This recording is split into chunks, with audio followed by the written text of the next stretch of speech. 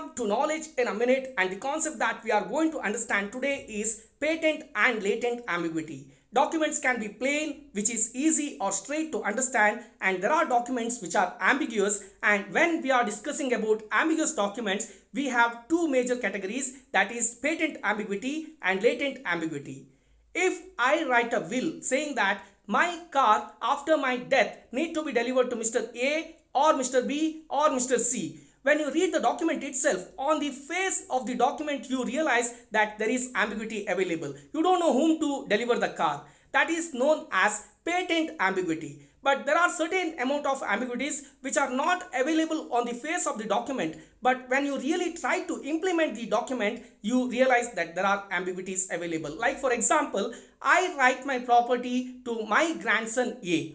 Now everything looks straight and easy, but when you really try to implement, you realize that I have two grandsons with the same name, that is A. Now these ambiguities are known as latent ambiguities. Now the concept of patent and latent ambiguities are discussed between section 93 to 98 of Indian Evidence Act, and you have to refer this video description box where I will put the playlist link for Indian Evidence Act. Also, I will put the playlist link of Knowledge in a Minute to understand many more concepts within a minute. That's for the day.